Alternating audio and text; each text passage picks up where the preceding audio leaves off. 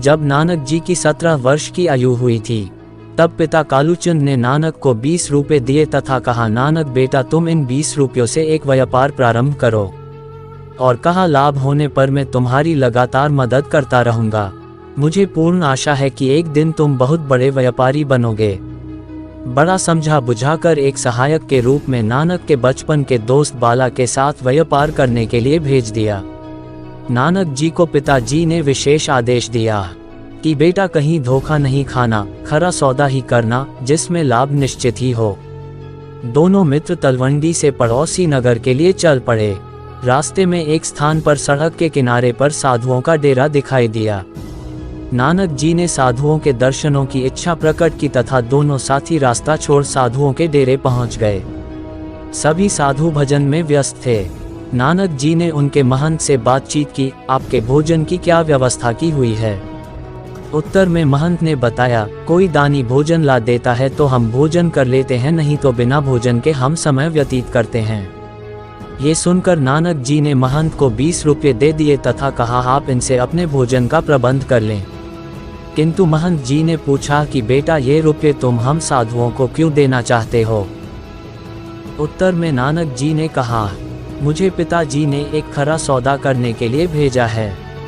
मुझे ऐसा लगता है कि इससे अच्छा खरा सौदा और हो ही नहीं सकता। इसमें लाभ ही लाभ दिखाई देता है। तब महंत ने कहा, बेटा हम रुपये नहीं लेते, अगर तुम्हारी इच्छा है तो हमें अनाज ला दो, हम स्वयं भोजन तैयार कर लेंगे। ये सुनकर नानक जी पास के नगर चूड़काने गए। वहाँ से सभी प्रकार की रसद खरीद कर एक बैलगाड़ी में लदवाकर साधु सन्यासियों को देकर वापस घर को लौटे।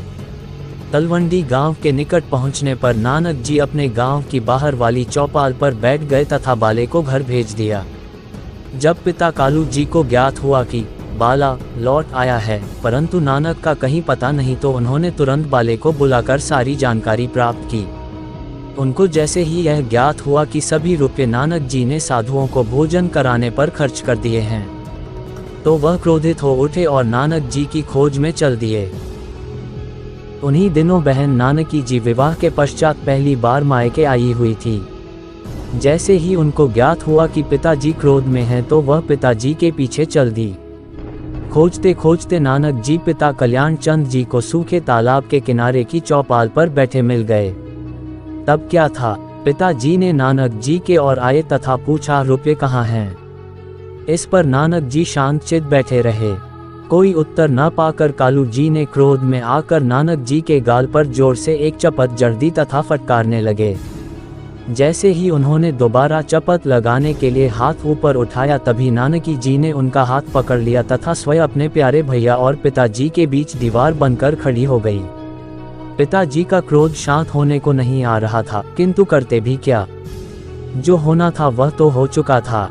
अतः बेटी नानकी जी के समझाने बुझाने पर नानक जी को साथ लेकर घर लौट आए।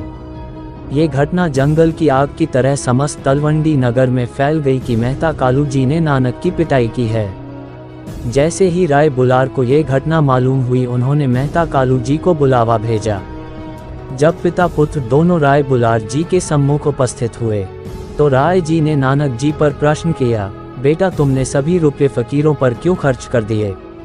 उत्तर में नानक जी कहने लगे, मुझे जाते समय पिताजी ने विशेष आदेश दिया था कि देखना बेटा खरा सौदा ही करना, इसलिए मैंने अपनी ओर से बहुत सोच समझकर खरा सौदा ही किया है।